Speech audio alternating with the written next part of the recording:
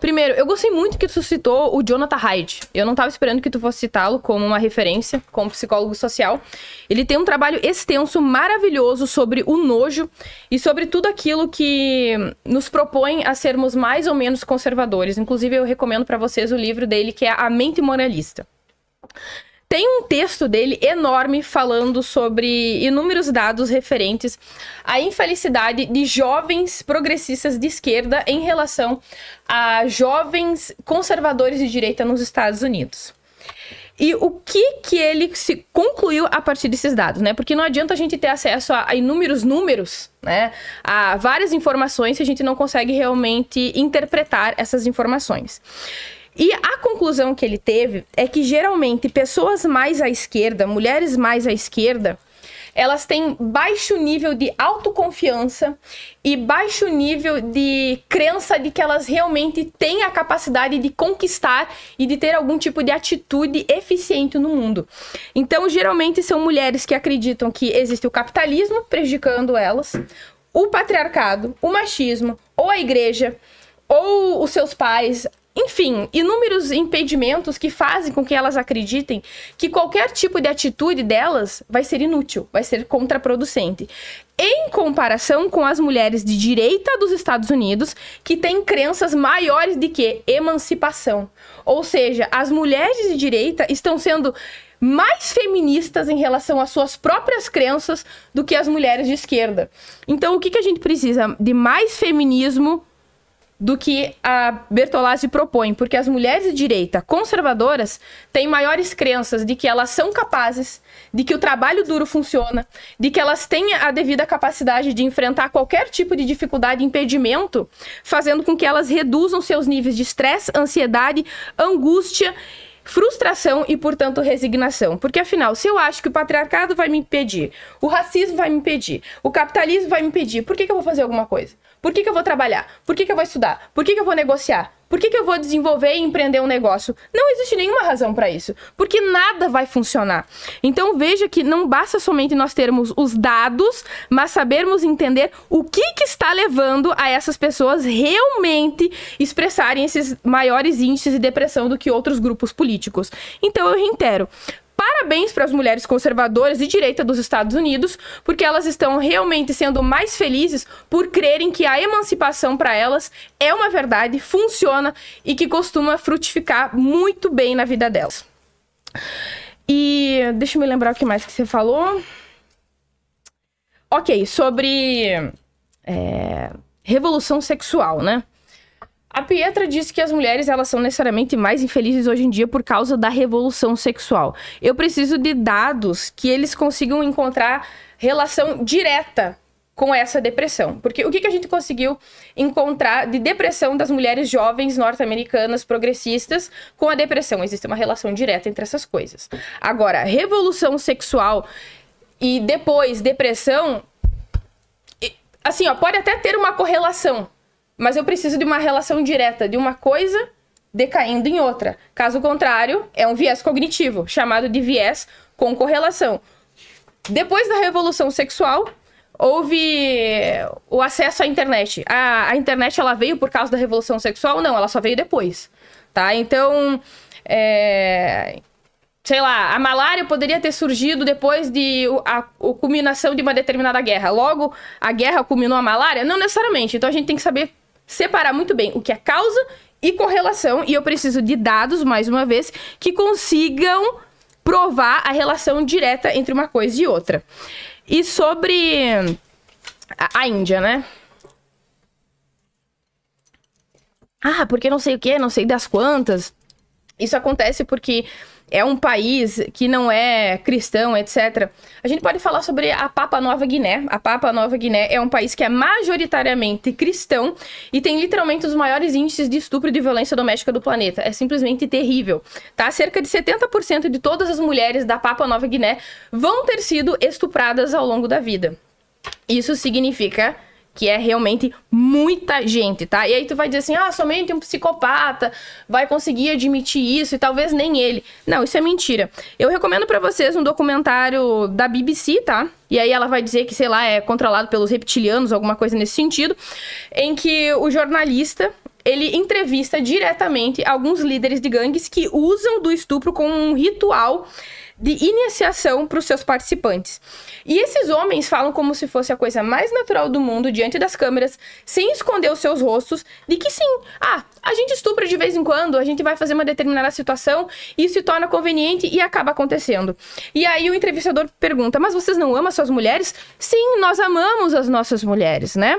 E aí a gente pode usar, inclusive, de referência bíblica, né, que o homem, ele deve amar muito a sua esposa. Amar realmente é um conceito muito amplo, né? Aparentemente, até mesmo um estuprador, um espancador de mulheres, um líder de gangue, pode dizer que realmente é um grande amor da sua esposa. E aí o jornalista pergunta, mas como é que tu agride a sua esposa?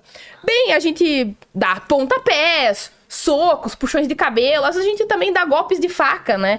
Realmente não tem piedade alguma. Isso são literalmente paráfrases do que esse homem disse. E esse é um país, sim, majoritariamente cristão. Mas aí a Petra pode dizer, mas é que são países pobres. Veja só. Então, parece que o cristianismo realmente não é a única motivação relevante para diminuir e reduzir os níveis de violência doméstica, de estupro, de qualquer tipo de violência contra pessoas inocentes. Então, por enquanto, é isso. Desculpa, só vou começar pelo teu último argumento, né, que foi sobre a Nova Papua Guiné. Até onde se sabe, apenas 30% desse país é composto por católicos, tá? Então, não é certo a gente afirmar que ele majoritariamente Eu posso pesquisar agora. Cristão. Uma outra coisa, é interessante você ter trazido o caso da Nova Papua Guiné, especificamente, porque existem hoje 3 tribos matriarcais que ainda existem no mundo, né? E a maior delas existe na Nova Papua Guiné. E isso corrobora o fato de que definitivamente não é um país cristão, sabe? Nem aqui nem na China. Porque um cristão não aceita um matriarcado. Muito menos uma tribo matriarcal. A maior tribo que a gente tem hoje, pode pesquisar, matriarcal, está na Nova Papua Guiné. Achei engraçado você trazer isso, foi coincidência. Vou comentar sobre algo que você falou antes, eu esqueci de rebater. Quando você fala que a Bíblia é a favor da violência. Eu não disse isso. Você disse que lá em Reis existe um... O que você falou mesmo? Sim, houve... Você disse. Então você disse. Uma situação de um rei que defendeu o estupro como uma forma de arma de guerra. Exatamente. Você defendeu, então, que a Bíblia é a favor da violência. O que acontece? Quando a gente não é guiado pela fé cristã, pela igreja mesmo, né, para ler a Bíblia, a gente acaba incorrendo nesses erros, né, que são os seguintes. Primeira coisa, Antigo Testamento, nós ainda não tínhamos Jesus Cristo, né? Jesus veio justamente para falar que atire a primeira pedra quem nunca pecou aqui, né? Ou seja, Jesus veio justamente para tirar antigos costumes comuns da sociedade antes, não que fossem aceitos, mas aconteciam sim.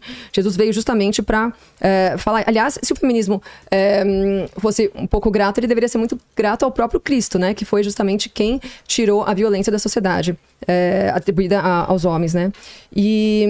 Então, quando nós vamos ler, principalmente o Antigo Testamento, quer dizer, todos os livros da Bíblia, mas como você trouxe o Antigo Testamento, existem muitas situações em que lá estão escritas situações num contexto histórico, que elas estão nos relatando o que houve. Eles não estão... A Bíblia não está endossando algo de errado que aconteceu. Certo? Ela tá lá trazendo algo que aconteceu na história para depois tirar uma conclusão, para que a gente tenha um ensinamento sobre aquilo, né? Então não dá pra gente isolar versículos aí e falar que a Bíblia concorda com coisas absurdas, porque isso não seria honesto. Você falou sobre... eu trouxe justamente o tal do Jonathan Haidt, porque eu sei que ele é muito querido por vocês. Esse estudo especificamente que eu trouxe, ele fala de meninas de 12 a 17 anos, né? Ele fala sobre essa faixa etária de mulheres terem 3 vezes mais depressão do que homens, né? Nessa mesma faixa etária. Foi um estudo que ele fez de 2010 a 2020. E o que ele traz nesse estudo? Ele traz justamente a ideia de que ele faz a correlação sobre mulheres terem depressão nessa faixa etária porque elas porque elas vivem hoje, né? A molecada hoje vive nas redes sociais, exatamente, né? TikTok, Instagram. Então, o que é? Muita exposição do corpo, esses vídeos no TikTok que viralizam, as mulheres pegam 5 caras ao mesmo tempo, não sei o quê. Então, elas começam, começa a normalizar várias falhas de comportamento que são... que são, né, se tornam mais comuns no pessoal nessa faixa etária. Então, ele faz essa correlação. Por isso, né, ao aderir às redes sociais de forma indiscriminada, essas meninas caem na depressão, né? Justamente porque elas têm que lidar com o day after daqueles atos nos quais elas incorreram. Então, sobre você... você trouxe também um aspecto das mulheres nos Estados Unidos, as conservadoras, né, serem mais felizes. Você falou que ele fez esse estudo, é isso? Sim, sim. Sobre as conservadoras serem mais felizes. Na verdade, isso é citado num texto dele. Tá. Eu posso até te passar, porque é um texto bem longo. Ele fala legal, muito sobre pode isso. passar, sim, é bem seria legal. Olha... Então, mas aí eu trago o mesmo ponto que você trouxe antes, assim, aonde que nós colocamos essa correlação dos fatos? A gente pode ficar aqui, eu e você, para os dois lados, existe 1 zilhão de estudos na internet. Agora, qual deles que prova a correlação entre os fatos, entendeu? Qual deles vai provar que é porque a mulher pode sair de casa a hora que ela puder, que é porque... Será que, assim, essa mulher que tem uma situação financeira mais tranquila, será que ela também não tem acesso a uma melhor academia? Será que ela não tem acesso a viagens? Será que é justamente pelo fato... Será que ela é mais feliz pelo fato dela poder pegar as trouxas dela e ir embora quando ela quiser? Sim, ou será que existe uma série de outros fatos? O estudo é sobre literalmente isso. Porque tu precisa ter alguns critérios pra se medir se uma pessoa é mais ou menos feliz. Então não adianta tu perguntar, tu tá feliz ou não tá? Tá, por quê? Tu tem que saber quais são os sentimentos que giram em torno dessa infelicidade. Resignação, frustração, falta de sentido na vida, eu não tenho um emprego, eu não tenho mais perspectiva de futuro. E esses estudos, eles falam justamente sobre senso de emancipação, senso de potência, de capacidade de realmente mudar a própria vida e fazer alguma coisa com ela. Eu não tô aqui inventando a interpretação do estudo. É literalmente sobre isso que ele tá falando. Entendi. Interessante, mas eu custo acreditar que uma mulher, que a felicidade de alguém, que a verdadeira felicidade de alguém se dá pelo fato dela ser beneficiada financeiramente. Mas, ao mesmo tempo, eu acredito que qualquer pessoa que tem uma situação financeira mais avantajada... Não é só por financeira. Não, tudo bem, mas assim... Não é isso. Eu entendi. Você tá trazendo a premissa desse estudo, que é a correlação entre a mulher poder largar o marido a qualquer momento e por ela ter essa possibilidade financeira. Esse é outro. Porque assim, o Steve Pinker, ele fala de outra coisa. Que ele cita no livro dele, do Bons Anjos da Nossa Natureza, que quando as mulheres elas têm a possibilidade de sair de casa devido à sua emancipação financeira, elas são menos prováveis, menos predispostas a assassinar o marido quando elas estão em situação de violência doméstica. Eu não sei qual que é a graça. Eu acho muito doido esse estudo, cara. Eu acho que elas são menos propensas a assassinar. Sim. Tipo, sim. Cara, a gente tá fazendo estudo sobre psicopatas, então... Sim, a gente tá falando de civilização... Não, a gente tá falando de sociedades em que as mulheres não têm a mínima oportunidade de saírem de casa sem a permissão do marido. Então, em que elas deixa eu falar. Elas passam por casamento arranjado, elas casam até mesmo desde os 12 anos de idade com homens de 30 anos e 65 anos de idade, porque a família obriga que elas façam isso. Mas na Índia isso. Tá, eu não tô falando só da Índia, isso é no mundo inteiro. Mas aonde que a mulher é obrigada a casar com tão nova? O quê? Tu realmente tá me perguntando isso? No Ocidente? Isso é uma epidemia, até mesmo aqui no Brasil. É uma das principais epidemias, um dos problemas mais graves que nós temos aqui no Brasil, que é casamento precoce. Mas casamento as mulheres precoce, não são obrigadas. Sim. É um problema realmente muito grave. Não só aqui no Brasil, mas em muitas outras sociedades. Eu não conheço casamento arranjado no Brasil, Eu não tô falando de casamento arranjado a partir de uma perspectiva patriarcal de uma sociedade que tem tradições bem estabelecidas de casamento arranjado. Isso é o que acontece na Índia, a gente tem que prestar bem atenção nesses detalhes. Agora, existem sim casamentos precoces acontecendo aqui no Brasil. E esse é um fator muito relevante pro suicídio de meninas muito jovens. Agora, em relação ao que eu tava falando dos bons anjos da nossa natureza, em que Pinker fala sobre esse dado de que os homens hoje em dia eles são menos assassinados devido a isso. A relação que ele cita é justamente a correlação direta de segunda onda do feminismo, que as mulheres tiveram mais emancipação financeira, as possibilitou saírem de relacionamentos abusivos de países pobres, em que há casamento arranjado, há casamento precoce, há muita fome, há muita violência, seja de natureza cristã, ou porque é de um país majoritariamente masculino, islâmico, ou senão de religiões animistas, pagãs, não importa. A questão é que a emancipação financeira de uma mulher é muito relevante para diminuir a incidência de homicídios domésticos praticados contra os homens dentro de casa. Então, essas mulheres podem sair de casa, então elas têm uma possibilidade maior de se livrar de uma situação abusiva e recomeçar de outra forma. Agora, sobre felicidade, eu não estava dizendo que as mulheres nos Estados Unidos elas são mais felizes por terem mais dinheiro. Não foi isso que eu disse. Eu disse que porque essas pessoas elas têm maiores crenças de potência, porque elas têm mais autoconfiança e autoestima para exercer a sua vontade no mundo e terem um retorno produtivo e frutífero disso, faz com que essas mulheres se sintam mais felizes e satisfeitas. Porque essas mulheres esquerda progressistas, elas têm crenças ao contrário. Que existe o patriarcado, porque existe o racismo, porque existe o capitalismo, porque existe a pobreza, porque é a igreja, porque não sei o quê, porque é o papa, porque é o fulano, porque não sei o quê.